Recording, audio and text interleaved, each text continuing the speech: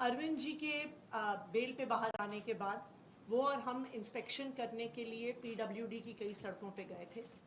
मुझे उन्होंने एक पत्र भी दिया दिल्ली विधानसभा में पीडब्ल्यूडी की सड़कों की रिपेयर मेंटेनेंस को लेके। उसके बाद से दिल्ली की सरकार तुरंत प्रभाव से युद्ध स्तर पर पीडब्ल्यूडी की सड़कों को ठीक करने का काम कर रही है। एक ऑल मिनिस्टर्स मीटिंग बुलाई गई, जिसके बाद दिल्ली सरकार के सारे मंत्री, सारे विधायकों ने, पीडब्ल्यूडी के सारे इंजीनियर्स ने एक हफ्ते के समय में दिल्ली की सारी पीडब्ल्यूडी की सड़कों का मुआयना किया। पीडब्ल्यूडी के पास दिल्ली की 1400 किलोमीटर की सड़कें हैं और कुल मिला के 7000 किलोमीटर का लेन लेंथ इन सड़कों का है। तो एक हफ्ते के टाइम स्पैन में ये 7000 किलोमीटर की लेन लेंथ की सड़कों का इंस्पेक्शन हुआ और जो सारा डेटा है वो पीडब्ल्यूडी की ऐप पे लोड किया गया। तो प्रॉपर इंस्पेक्शंस ऑनलाइन, हर पॉटहोल, हर टूटी हुई सड़क की फोटोज ली गई, उनको अपलोड किया गया।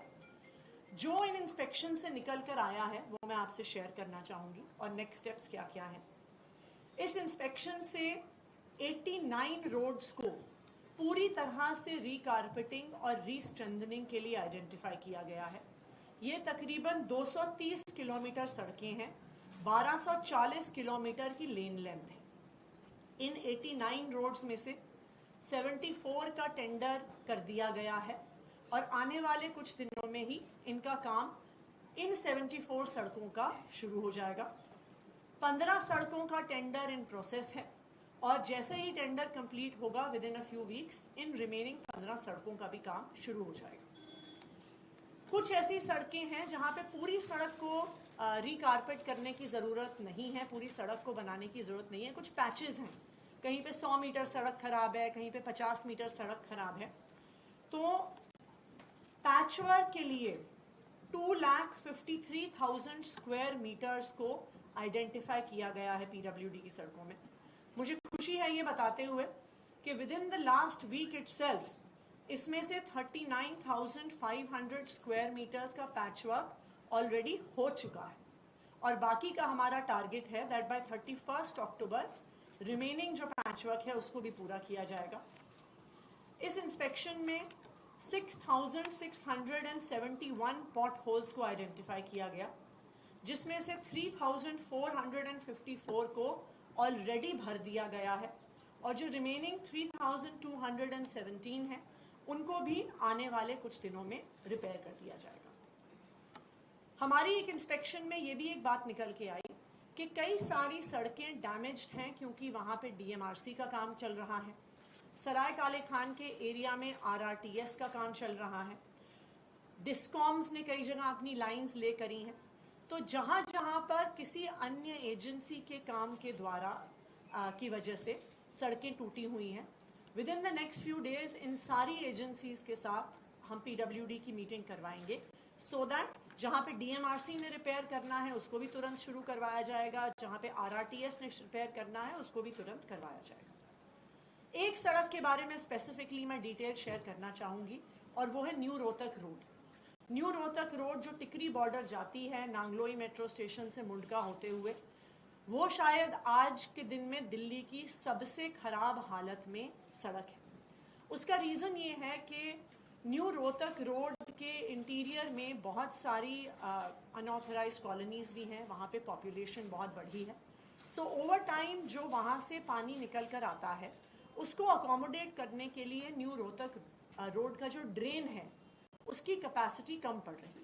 दूसरा, इस साल मॉनसून में तकरीबन नॉर्मल से 2 गुना बारिश हुई है। नॉर्मली मॉनसून में दिल्ली में 600 mm बारिश होती है, इस बार 1000 mm से भी ज्यादा बारिश हुई। तो इसको ध्यान में रखते हुए न्यू रोहतक रोड पे एक नया ड्रेन पीडब्ल्यूडी द्वारा बनाया जा रहा है। ये ड्रेन नांगलोई मेट्रो स्टेशन से टिकरी बॉर्डर तक होगा। ये 2 पार्ट्स में होगा। नांगलोई मेट्रो स्टेशन से ड्रेन का एक हिस्सा हिरनकुदना ड्रेन में जाएगा और दूसरी तरफ से टिकरी बॉर्डर से ड्रेन का दूसरा हिस्सा भी हिरनकुदना ड्रेन में आएगा। ये एक लॉन्ग टर्म सोल्यूशन है कि आने वाले समय में न्यू रोहतक रोड पे पानी ना आए और उसकी वजह से सड़क खराब ना हो। इसके लिए 183 करोड़ रुपीस का सैंक्शन पीडब्ल्यूडी ने दिया है फ्राइडे को एक एक्सपेंडिचर फाइनेंस कमेटी की मीटिंग में। तो 4 हफ्ते के अंदर अंदर इस ड्रेन पर भी काम शुरू हो जाएगा। And in parallel new Rohtak road की भी रीलेइंग का काम, जहां जहां गड्ढे हैं, जहां पे भी पूरे पैचेस करने हैं, जहां पे कंक्रीटिंग करनी है, उसका काम होगा। अरविंद केजरीवाल जी अब जेल से बाहर आ गए हैं और उनके मार्गदर्शन में युद्ध स्तर पर दिल्ली के जो रुके हुए काम हैं वो दिल्ली सरकार द्वारा किए जा रहे हैं और आगे भी करवाए जाएंगे। सर, मैं दिल्ली के लोगों को ये आश्वस्त करना चाहता हूँ कि हमारी अब लगभग 10 साल हो गए सरकार चलाते हुए, और आप लोगों ने देखा होगा कि पहले 9 साल में आपको किसी भी तरह की हमने तकलीफ़ नहीं आने दी, चाहे वो सड़कें हों, चाहे वो अस्पतालों का वो हो, बिजली हो, हर तरह की सुविधा हमने दिल्ली के लोगों को देने की कोशिश की। इनफैक्ट पूरे देश के अंदर जो सुविधाएं आज दिल्ली के लोगों को पिछले 10 साल से मिल रही हैं, वो उस किस्म की सुविधाएं पूरे देश में कहीं नहीं मिल रही हैं। लेकिन पिछले 1 साल के अंदर आप देख रहे हैं कि किस तरह से एक के बाद एक मंत्रियों को जेल में डाल दिया इन्होंने, दिल्ली को ठप करने की कोशिश की, दिल्ली के काम रोकने की कोशिश की, दिल्ली सरकार को डीरेल करने की कोशिश की। उसके बावजूद भी हम लगे हुए हैं, हम डटे हुए हैं। अब मैं बाहर आ गया हूं और जितने भी रुके हुए काम थे और जो तकलीफ़ें और समस्याएं लोगों को हैं, मैं उनको आश्वस्त करना चाहता हूं। उन सब की तरफ हम लोग अब ध्यान दे रहे हैं और आपकी समस्याओं का निवारण करना हमारा फ़र्ज़ है। मुझे पता चला है कि दवाइयों की कमी बहुत ज़्यादा हो रही है अस्पतालों में और मोहल्ला क्लिनिक में। इन लोगों ने दवाइयाँ बंद कर दी। इन लोगों ने अस्पतालों में और मोहल्ला क्लिनिक में जो फ्री टेस्ट होते थे वो बंद कर दिए।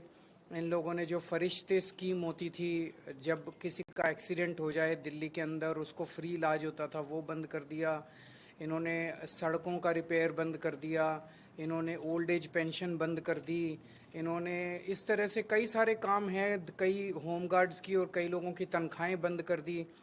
वो सारे कामों पे अब हम लग गए हैं। जो दिक्कतें जो काम बंद किए गए, आतिशी जी से मैंने कहा है ये हमारी सरकार उन सारे कामों को चालू कराएगी और जो समस्याएं लोगों को हुई इसकी वजह से वो अब समस्याओं का निवारण करने की कोशिश करेंगे। सर, आज एक और रेड हुई है, आप ही के आम आदमी पार्टी के सांसद है राज्यसभा के, उनके ऊपर ईडी की रेड हुई है। ये समझ नहीं आ रहा, मतलब ऐसे ये कोई भ्रष्टाचार के खिलाफ तो जांच चल नहीं रही। जाहिर तौर पे इन्होंने मेरे को गिरफ्तार कर लिया, इन्होंने संजय सिंह को गिरफ्तार कर लिया, इन्होंने मनीष सिसोदिया को गिरफ्तार कर लिया, इन्होंने सत्येंद्र जैन को गिरफ्तार कर लिया, इन्होंने विजय नायर को गिरफ्तार कर लिया, इन्होंने विभव को गिरफ्तार कर लिया, इन्होंने आज संजीव अरोड़ा के ऊपर ईडी की रेड कर दी। तो ये कोई भ्रष्टाचार के खिलाफ जांच थोड़ी चल रही है। ये तो ऐसे लग रहा है जैसे प्रधानमंत्री जी एक पार्टी के पीछे पड़ गए हैं बुरी तरह से, और जितनी उनके पास ताकत है, एजेंसीज हैं, रिसोर्सेज हैं, सारे के सारे रिसोर्सेज एक पार्टी को और उसके नेताओं को ख़त्म करने के ऊपर लगा दिए हैं। लेकिन हमारे साथ भगवान है, हमारे साथ शक्ति है, तो हमने कोई गलत काम नहीं किया तो हम किस बात से डरेंगे। हरियाणा में भी इलेक्शंस हुए हैं और एग्जिट पोल बता रहे हैं कि बीजेपी जा रही है, नहीं आ रही है गवर्नमेंट में। क्या मुख्य कारण आपको लगते हैं?